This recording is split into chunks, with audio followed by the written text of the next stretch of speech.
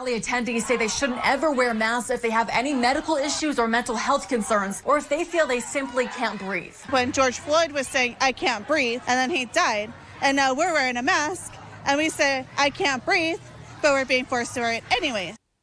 How is that a real person? Like, we used to have fun and be like, haha, this crazy Florida man story. Then at some point, everyone became Florida man? Here's to Monday. Also, let's just say that this is coffee. I feel like I'm gonna need a lot of coffee today. Sup, you beautiful bastards. Hope you've had a fantastic Monday. Welcome back to the Philip DeFranco Show. Buckle up, hit that like button, and let's just jump into it. The first thing we're gonna talk about today is we had Chris Evans in the news. Now, if you initially saw him trending on Twitter and you clicked on it, you may have thought, oh, Chris Evans is for some reason trending because he takes pictures with adorable puppies. But if you then continued to scroll through the trend, you realized, oh, that was just a coordinated effort by fans to try to protect Chris Evans. This because it appears that Chris Evans accidentally posted a nude photo online. This because on Saturday, he shared a screen recording to his Instagram story that showed him and a few others playing a game of Heads Up. It seems totally fine at first, but then at the end of the clip, it appears we get a glimpse of his camera roll, which includes a photo of a penis. I understand I'm saying a penis instead of his penis, even though it is widely believed that it is his, because there isn't a face visible in the picture. You know, with this, Evans or whoever runs his social media was rather quick to delete the post. But of course, the internet is the internet. People screenshotted it, began spreading it like crazy. You know, when all of this happened, we saw a number of reactions. You know, we saw some people making jokes, thanking him for seemingly leaking his own nude. Others had more questions about a meme in his camera roll that showed Evans with the words, "Guard that." But as these memes, these jokes, these re-uploads began to spread, we also saw fans getting pretty angry at those searching for and sharing the image, calling it disrespectful, wrong, a violation of his privacy. So in support of Evans, many decided to flood the search results and the hashtags with kind messages, wholesome photos of Evans. We also saw fellow celebrities try to make light of what seemed like an embarrassing moment. Fellow Marvel star Mark Ruffalo tweeting, "Chris, bro, while Trump is in office, there is nothing you could possibly do to embarrass yourself. See? Silver lining." You also had Chrissy Teigen taking a different route by talking about random photos in her own camera roll, suggesting that the photo might not even be of Evans. But throughout all of this, many have also taken time to remind others that Evans has been open about suffering from anxiety and saying he could very well be struggling mentally right now because of the attention his mistake has brought on. And if you're unfamiliar with that, he's talked about it in the past. He almost turned down the role of Captain America because he was experiencing crippling anxiety back in 2007. Also saying by 2010, things intensified to the point where he was considering quitting acting. Ultimately though, choosing to continue, also being rather candid about his mental health issues in recent years. And then in addition to that, one of the last angles to this story that we saw get a lot of attention was the conversation and debate around how different this would be if the nudes that were leaked were that of a woman. Right, say everything about Chris Evans is the same, but he's actually a woman. Which is why we saw the likes of Kat Dennings tweet, "The public respect for Chris Evans's privacy/feelings is wonderful. Wouldn't it be nice if it extended to women when this kind of thing happens?" This is also likely a sensitive issue for Kat Dennings, whose own photos were leaked in the past. But with all of that said, I do want to know where you land on this. Do you feel like what we've witnessed here with Chris Evans highlights a double standard? Right, and here you have a lot of people comparing how Jennifer Lawrence and others were treated after there was that massive iCloud hack. Right, people noting at that time many of those women were slut-shamed, they were blamed for taking the photos. Though you also have people saying that's not a complete one-to-one comparison. For one reason, the iCloud situation was a hack. It wasn't these celebrities accidentally posting it publicly. Secondly, an argument has been made that as far as the social reaction to situations like this,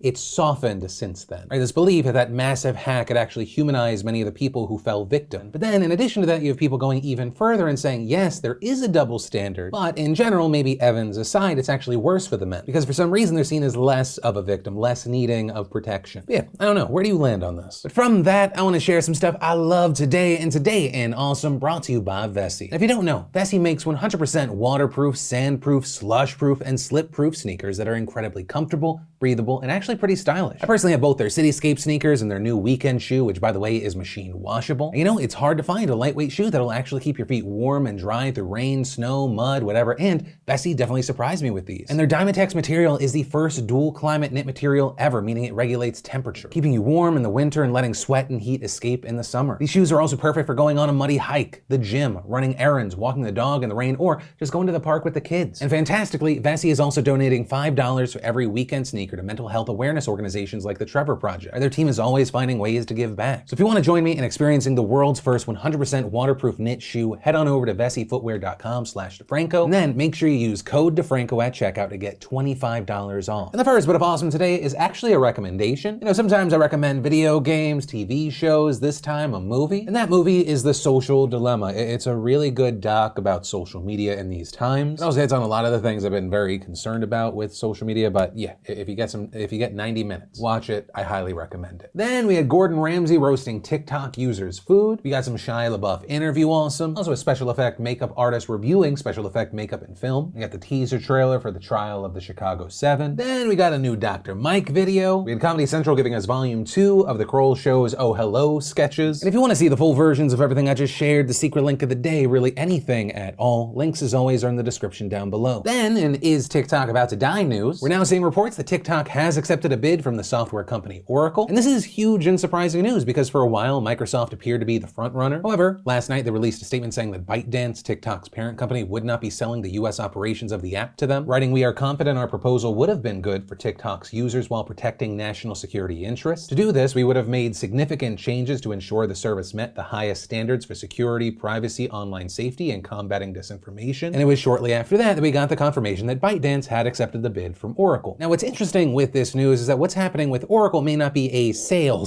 right? According to multiple people familiar with discussions who spoke to outlets like the Washington Post and the Wall Street Journal, ByteDance is describing Oracle as its new technology partner, with the two companies proposing a compromise that would allow ByteDance to retain ownership of TikTok and its algorithm while outsourcing the cloud management of its data to Oracle, with reportedly another element of this proposal involving ByteDance moving its headquarters outside of China. This to alleviate concerns that it would be subject to Chinese laws that require firms, if directed, to share data in their systems with the government. With it now being reported this morning that TikTok's global operations would be centered in the United States, bringing with it 20,000 new jobs. However, today we've also seen Chinese state media reporting that ByteDance will not sell TikTok's US operations to Microsoft or Oracle, nor will the company give the source code to any US buyers, sources said. Okay, but that doesn't necessarily mean that the reports of this deal are fake, right? Outsourcing management of data isn't the same as giving away the source code. Instead, this is referring to a recent law revision in China meant to complicate or even halt the sale of TikTok to a US company, with that law now preventing Chinese companies from selling certain types of technology to foreign buyers without the explicit permission of the Chinese government. This to, quote, formalize the management of technology export and protect national security. And as far as why China just randomly changed this law, it's believed by a number of experts that this was their way of exerting some leverage over the situation, right? But with all of that said, there's still the question of, can this deal happen? Right now, it's unclear if China is happy with this deal. Also, doing the deal in this very specific way, does it skirt around the Chinese government? Do we see the Chinese government once again change the rules? Also, it's not just China that could complicate this deal. Right, last month, President Trump issued 2 executive orders against TikTok, one banning any transactions with the app starting on September 20th, that's just 6 days away, and the other signed on August 14th, giving ByteDance 90 days to divest from its American assets and any data that TikTok has gathered in the US. And so with this reported deal with Oracle, there has been some doubt over whether it's enough to meet the Trump administration's national security concerns. For example, you had Alex Stamos, a cybersecurity expert and former Facebook security head, saying on Twitter, "A deal where Oracle takes over hosting without source code and significant operational changes would not address any of the legitimate concerns about TikTok, and the White House accepting such a deal would demonstrate that this exercise was pure grift." One former US official also noting that this approach, at least at the moment, seems well short of a US company taking over the asset and the algorithm, and politically, it would be a massive climb down from what the president said he was going to accomplish with this. But also, according to a current senior administration official, it's not a climb down, with that official reportedly saying that any deal would have to be approved by an interagency group tasked with ensuring that national security concerns are mitigated, and adding all of the details are not out. And as far as public comments from the administration this morning, we also saw Treasury Secretary Steve Mnuchin saying on CNBC that he's open to hearing the offer and adding that Oracle has made, quote, many representations for national security issues. Also, with all of that said, it should be noted that there may be another reason that Oracle has a better chance of appeasing the United States. This because, as it turns out, Oracle CEO Larry Ellison is a prominent Trump supporter, and the company itself already has close ties to the administration. So that could give it a helpful edge in trying to win White House approval. But also, Trump has said in the past that TikTok must become a fully US-owned company, so it is possible that this trusted technology partner label, that is not going to fly. And once again, that is the situation in addition to the issues that China could cause. And in the meantime, that deadline of September 20th is getting closer and closer, right? It's this Sunday, and if no deal with the administration is done by then, what we'll likely see is TikTok seek a temporary injunction to stop the government from shutting it down. But ultimately, that is where we are right now, and I now pass the question off to you. What are your thoughts here? Are we going to see a deal get done, or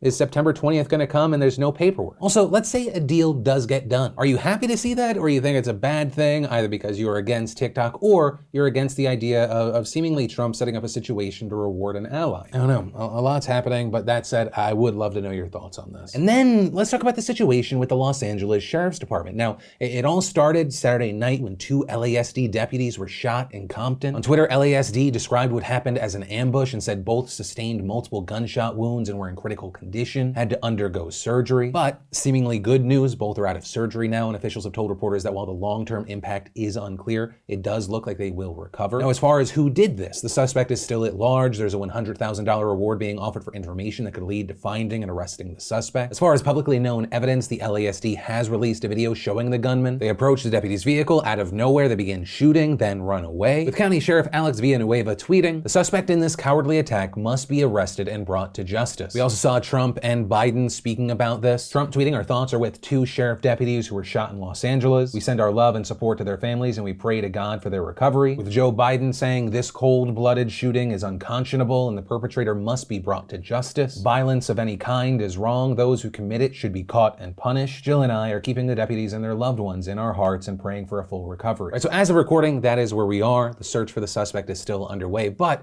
that is not the only reason that this story has made headlines. Because outside the hospital where the 2 officers were being treated on Saturday, there was a press conference and later protesters gathering. And some of those protesters, according to the LASD, were chanting, "We hope they die," in reference to the 2 shot officers. Also, some were blocking emergency pathways. A video from these protests also seems to show a person saying that.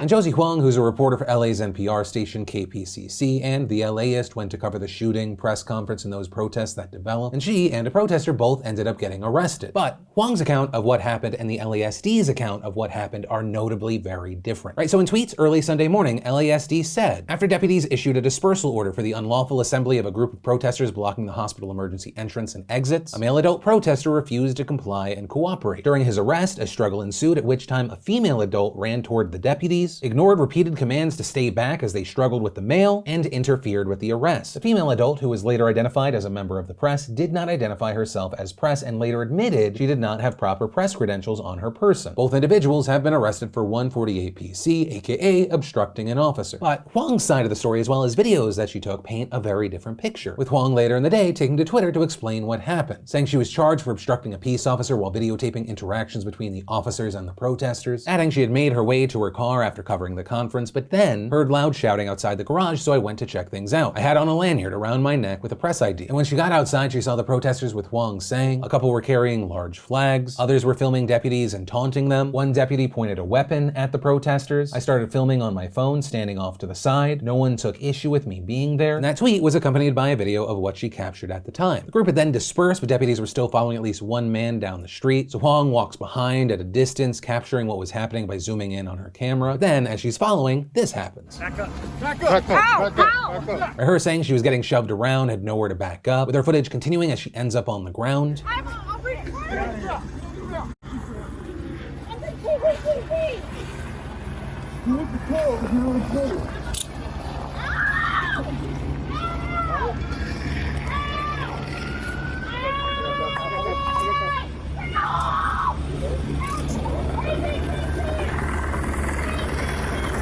And in the other video, you can see officers step on her phone as she says, with her then writing, "I was put in the back of a patrol car." The start of some 5 hours in LASD custody that began with the deputy refusing to uncuff me so I could put my face covering back on, telling me I just had a scrape when I was bleeding from my foot, and not giving me back a shoe. Huang also sharing another angle of what happened. It looks like it was taken across the street. Right, so that's a lot different than what LASD said happened, because she identified herself as a reporter multiple times, had her credentials on her, something that it appears can be seen in footage obtained by ABC7. Right, there's that lanyard hanging from her neck, which she said was her press ID. And from everything that we've seen, she also didn't run towards the deputies as their tweets claim. Right, she was recording them while following them from a distance. Right, and so following this, we saw a lot of people angry. You also had NPR calling for the charges against her to be dropped, saying NPR is appalled by the arrest of Josie Huang, a KPCC public radio reporter who was performing her job last night. gathering facts to inform the American public. The rights of journalists are protected by the First Amendment and essential to an informed public and our democracy. The Asian American Journalists Association also releasing a statement saying her arrest serves as a reminder of the risks that journalists face every day while reporting on the front lines during these uncertain times. We hold LA County Sheriff's Department accountable to provide answers for the excessive use of force and the detainment of our colleague, also demanding an investigation and apology for her arrest. And actually, around that, you had LA County Inspector General Max Huntsman saying to the LA Times, "What surprises me the most is that once she was identified as a reporter, that they transported her, that they cited her, and with this, his office has opened an investigation into LASD's conduct at the conference and its arrest of Huang," with Huntsman adding, "Those two incidents are of concern to us because First Amendment rights are absolutely critical to the public's respect of law enforcement, and so we feel that requires immediate investigation." And as far as the LASD side here, you had Kerry Carter, captain of Century Sheriff Station, tweeting, "We are aware of the incident which resulted in 2 arrests. There is footage of the incident and an active investigation is underway. We are unable to comment further at this time." Today, you also had Villanueva talking to KTLA and sort of justifying the arrest, saying, "Ultimately, we realize, okay, she could have done things different. We could have probably done things different, but at the heat of the moment, that's what happened." Also adding that the credentials she had on her were a work ID and not a press pass, and that KPCC is not a household name. But yeah, ultimately, that is where we are with this story, and if there, if there is a place that I can close out on this, it's part question and hopeful plea. Can we all at least get on the same page and acknowledge that you can be very, very concerned about the treatment of the media by the authorities and be completely horrified by, against, and denounce the attempted murder of police officers, as well as also be disgusted by the idea that someone would say, "I hope they die." Can we at least get there, or is that level of nuance and understanding dead? And then, of course, in addition to that, I'd love to know your thoughts on any aspect of this story. And that is where I'm going to end today's show. And hey, if you like this video, hit us with a like. Maybe it'll help YouTube not randomly suppress our content. Also, if you're new here, you should definitely subscribe and maybe text me at 813-213-4423. But with that said, of course, as always, my name's Philip DeFranco. You've just been filled in. I love yo faces, and I'll see you tomorrow.